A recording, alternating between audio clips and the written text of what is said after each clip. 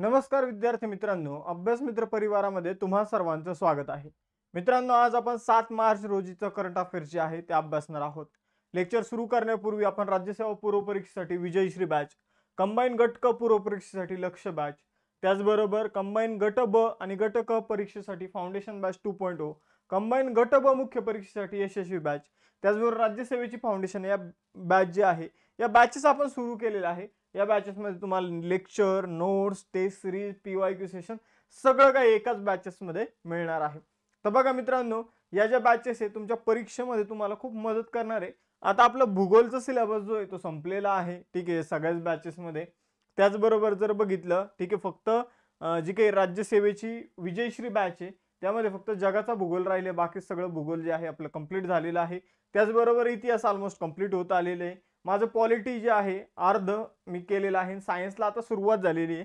तर ज्यांनी अजून जॉईन केलं नसेल, सिलेबस जो आहे तो एक 20 ते 30% कंप्लीट झालेला आहे. तर लवकरात लवकर तुम्ही बॅच जॉईन करून घ्या, ठीक आहे. त्याचबरोबर तुम्ही या सेपरेट आपले नोट्स सुद्धा इथं ॲप्लिकेशनमधून काय करू शकता, परचेस करू शकता आणि मग त्याचे PDF डाउनलोड करू शकता. यासाठी तुम्हाला अभ्यास मित्र ॲप्लिकेशन डाउनलोड करायचे. टेलिग्राम चॅनल लेक्चरच्या नोटिफिकेशनसाठी तुम्ही जॉईन करून ठेवा. 24,000 प्लस मुलांनी हे जॉईन केलेलं आहे. इन्स्टाच्या पेजला सुद्धा फॉलो करून ठेवा.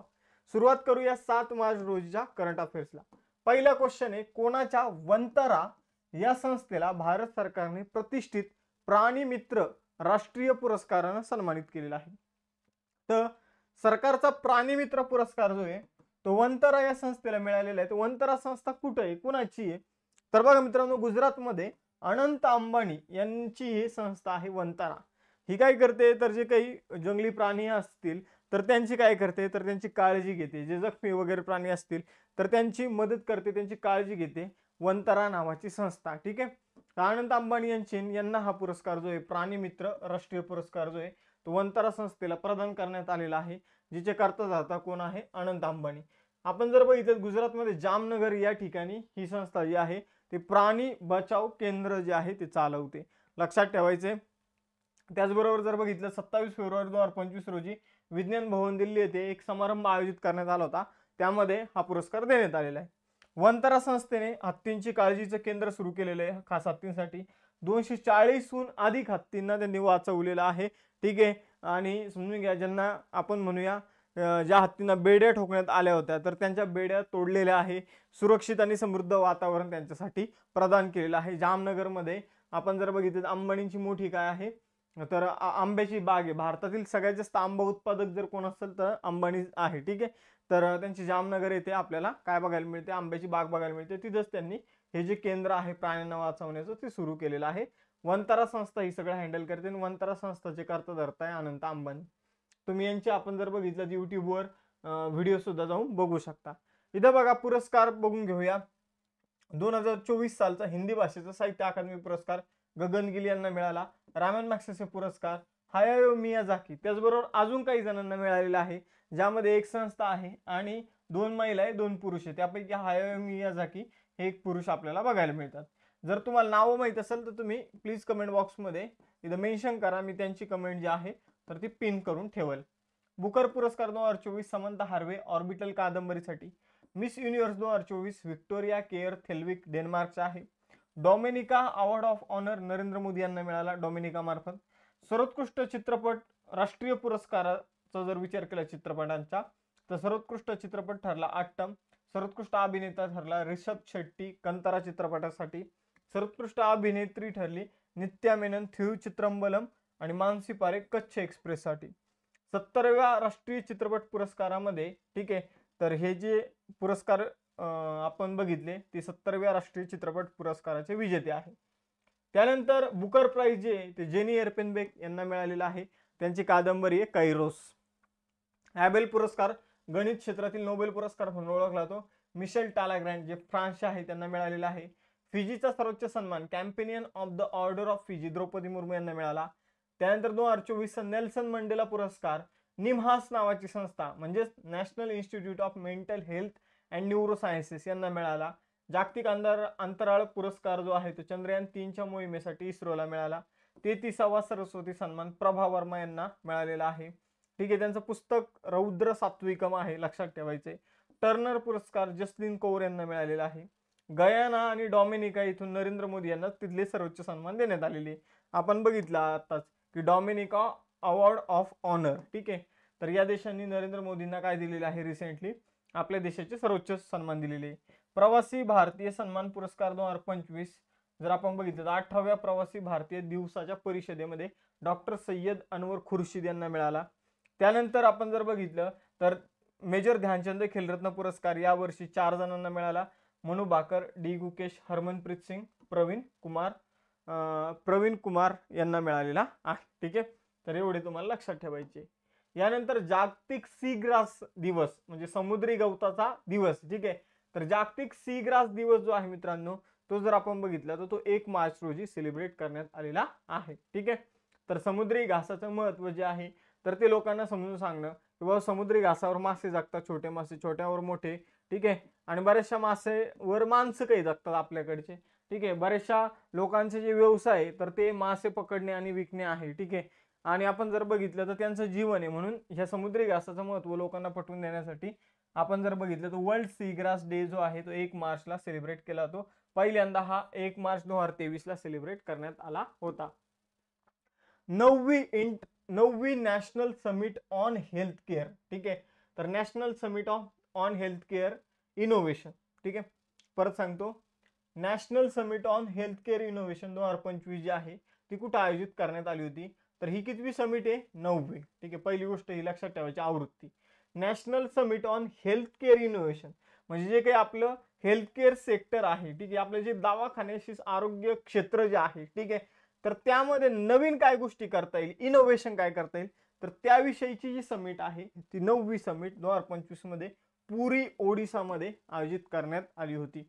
तर 28 फेब्रुवारी ते 1 मार्च या दरम्यान हिचं आयोजन जे आहे पुरी ओडिशा या ठिकाणी झालं होतं. याचं उद्घाटन केंद्रीय आरोग्य आणि कुटुंब कल्याण मंत्री जगत प्रकाश नड्डा यांच्या हस्ते झालेलं आपल्याला बघायला मिळतं. त्याचबरोबर त्यांच्यासोबत ओडिशाचे मुख्यमंत्री मोहन चरण मांझी सुद्धा होते. आता बघा, ओडिशाविषयी महत्त्वाच्या गोष्टी इथं जाणून घेऊया. जसं की 3री राष्ट्रीय खाण मंत्री परिषद कोणार्क ओडिशामध्ये झाली. पहिली ऑलिम्पिक संशोधन परिषद आपण जर बघितलं, परिषद आहे या, ठीक आहे. ओडिशा विषय नाहीये इथं, करंट अफेअर्स या परिषद आहे रिसेंटली आयोजित करण्यात आलेल्या. तर 3री राष्ट्रीय खाण मंत्री परिषद कोणार्क ओडिशा. पहिली ऑलिम्पिक संशोधन परिषद गांधीनगर गुजरात. 27वी आंतरराष्ट्रीय ग्लास काँग्रेस कोलकाता. त्यानंतर राष्ट्रीय सुशासन परिषद गांधीनगर गुजरात. राष्ट्रीय आदिवासी आरोग्य परिषद नवी दिल्ली. वेव 2025 आयोजन भारतामध्ये करण्यात आलेला आहे यावर्षी. भुवनेश्वर ओडिशा येथे प्रवासी भारतीय दिवस 18वा आयोजित करण्यात आलेला आहे, प्रवासी भारतीय दिवसाची परिषद. तर यातलं जे मला सगळ्यात जास्त चान्सेस वाटतं जे परीक्षेमध्ये येऊ शकतं ते प्रवासी भारतीय दिवसाचं आहे आणि आर्टिफिशियल इंटेलिजन्स समिटचा आहे. कारण यामध्ये भारत जो आहे तो उपाध्यक्ष होता, फ्रान्स जो आहे तो अध्यक्ष होता. आणि आर्टिफिशियल इंटेलिजन्सची समिट जी आहे, आर्टिफिशियल इंटेलिजन्स ॲक्शन समिट जी आहे तर ती फ्रान्समध्ये आयोजित करण्यात आली होती.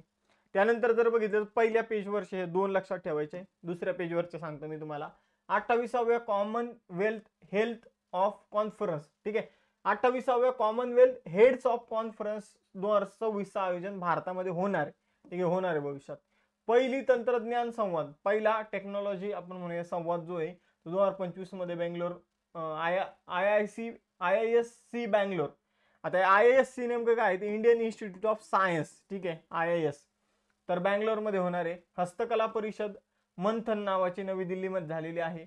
रायसिना मिडल ईस्ट कॉन्फरन्सची पहिली आवृत्ती अबुधाबीमध्ये झालेली आहे.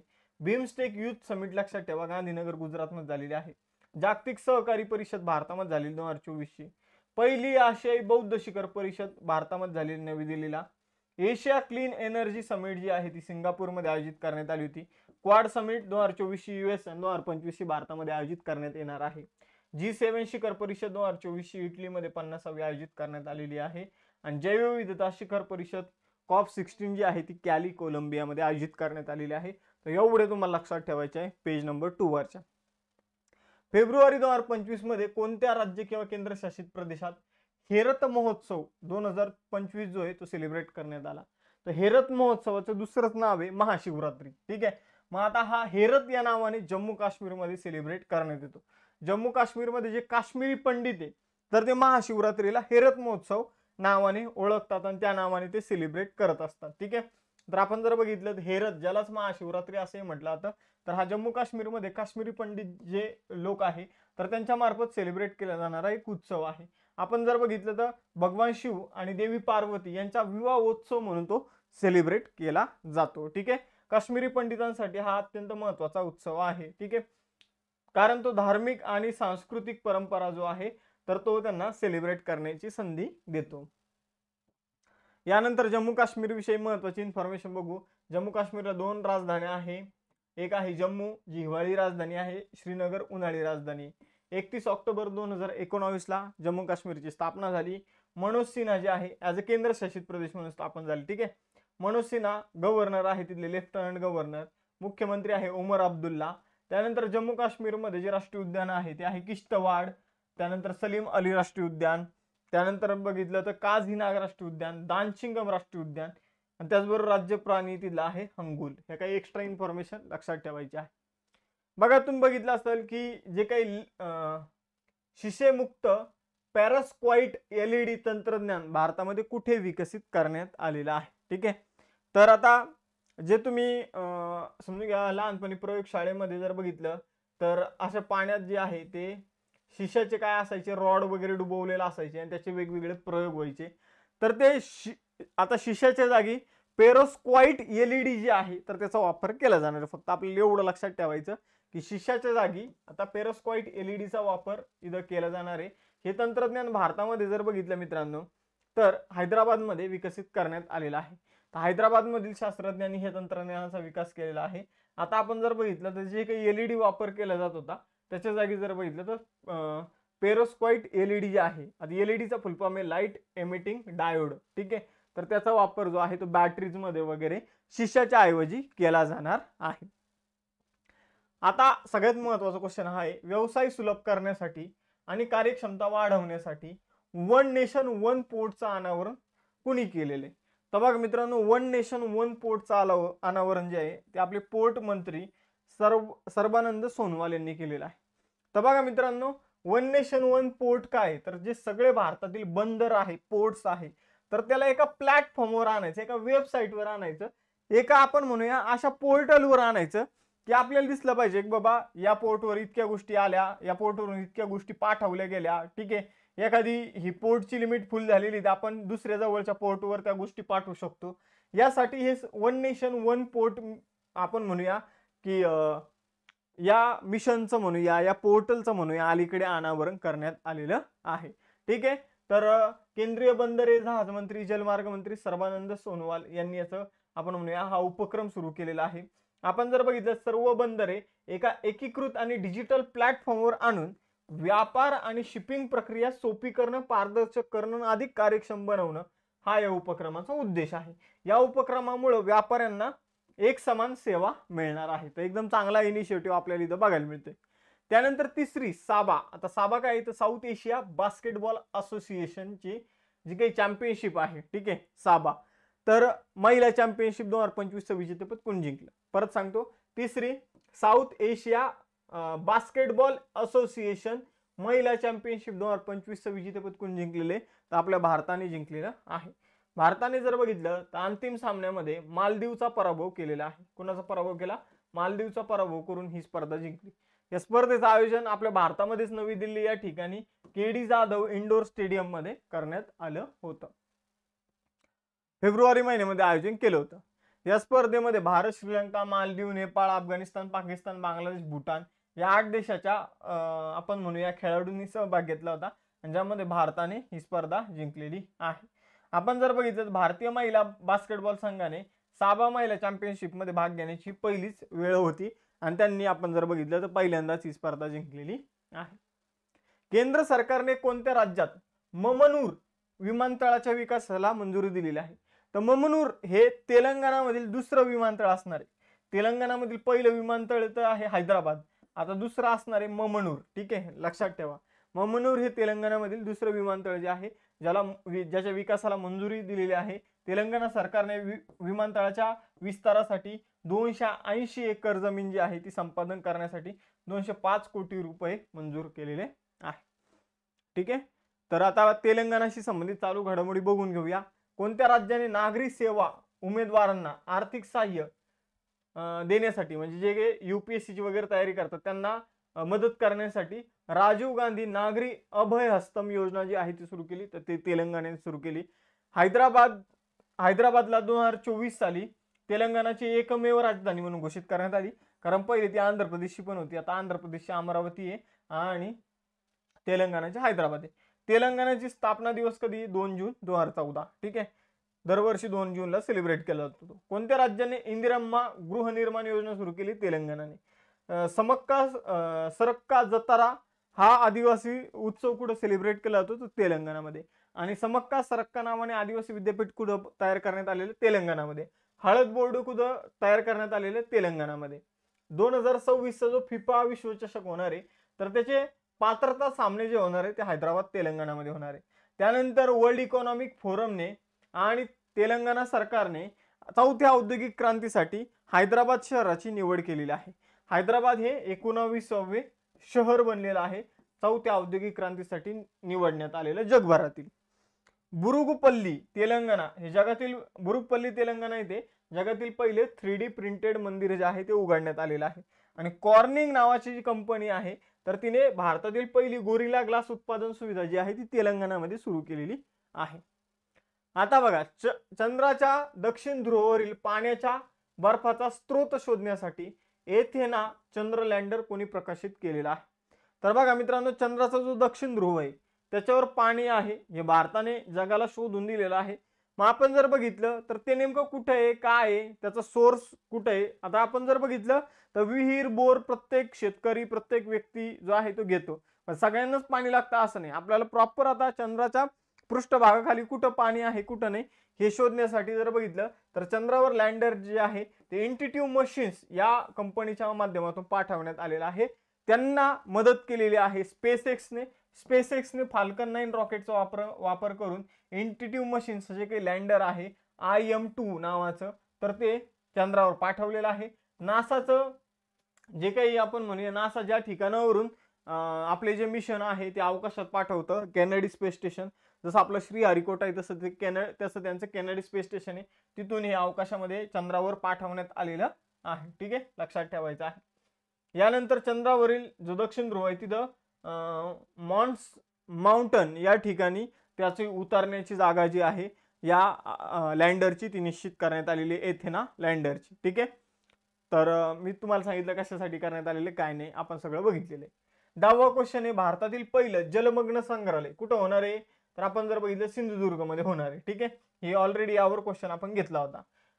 जलमग्न संग्रहालय जे आहे ते मुंबईत कोणत्या माजी नौदलाच्या जहाजाद्वारे उभारलं जाणार आहे? तर बघा मित्रांनो, जलमग्न संग्रहालय जे आहे ते सिंधुदुर्ग मध्ये पहिली गोष्ट उभारलं जाणार आहे, चुकून मुंबई आलं असेल. ठीक आहे, तर आपण जर बघितलं तर कोणत्या जहाजाद्वारे हे उभारलं जाणार आहे? तर INS गुलदारद्वारे ते उभारलं जाणार आहे. मी तुम्हाला मागं पण शिकवलेलं आहे की INS गुलदार या जहाजाला समुद्रामध्ये बुडवलं जाणार आहे सिंधुदुर्गच्या तिथं, आणि मग तिथे स्कुबा डायव्हिंग वगैरे त्या गोष्टी पर्यटकांना आकर्षित करण्यासाठी सुरू केल्या जाणार आहे. तर INS गुलदार याला 40 वर्षाच्या सर्व्हिस नंतर निवृत्त करण्यात आलेलं आहे. आपण जर बघितलं 1985 मध्ये नौदलामध्ये दाखल करण्यात आलं होतं, आता त्याची सर्व्हिस आपण संपवलेली आहे. 40 वर्ष त्याने आपल्या नौदलात 4 दशक जे आहे ते काम केलेलं आहे. महाराष्ट्र पर्यटन विकास महामंडळाने हे जहाज आता आपल्या ताब्यात घेतलेलं आहे. सिंधुदुर्ग जिल्ह्यातील जो निवती बीच आहे, निवती रॉक्स जवळ हे जहाज बुडून कृत्रिम खडकाच्या रूपात, ठीक आहे, जहाज बुडून तिथे संग्रहालय जे आहे ते पाण्याखालचं संग्रहालय ते तयार केलं जाणार आहे. बघा, अंडर वॉटर म्युझियम म्हणजे काय, तर हे मी तुम्हाला आताच एक्सप्लेन केलेलं आहे. यानंतर पुढे जाऊया.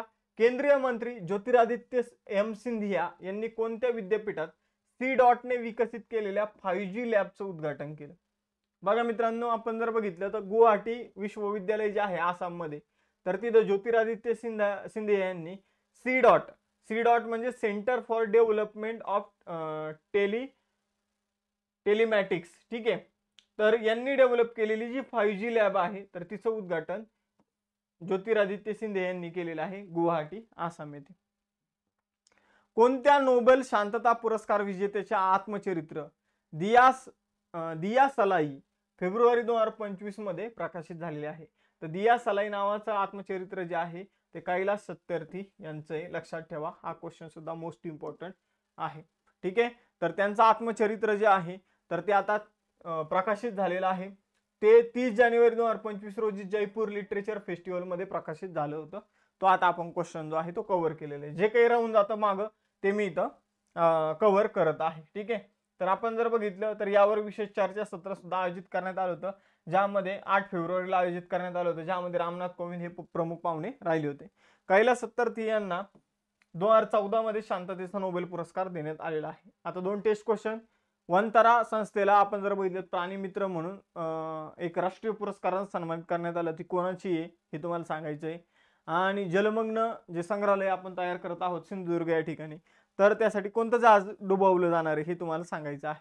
त्याचबरोबर आपल्या बॅचेस आहे, या बॅचेस तुम्ही जॉईन करू शकता. यासाठी तुम्हाला अभ्यास मित्र ॲप्लिकेशन डाउनलोड करायचे. मग यामध्ये नोट्स पण मिळतील, यामध्ये टेस्ट सिरीज पण मिळेल. ठीक आहे. आणि जर तुम्हाला सगळं एकाच ठिकाणी पाहिजे असेल तर तुम्ही बॅच जॉईन करा. ठीक आहे. जर तुम्हाला सेपरेट गोष्टी पाहिजे असेल तर सेपरेट सुद्धा गोष्टी तुम्हाला मिळेल. अभ्यास मित्राचं ॲप्लिकेशन डाउनलोड करा. टेलिग्राम चॅनल आणि इंस्टाच्या पेजला फॉलो करायला विसरू नका. मग थांबूया मित्रांनो आता आपण इथं भेटूया नेक्स्ट सेशनमध्ये. चलो बाय बाय एव्हरीवन. जय हिंद.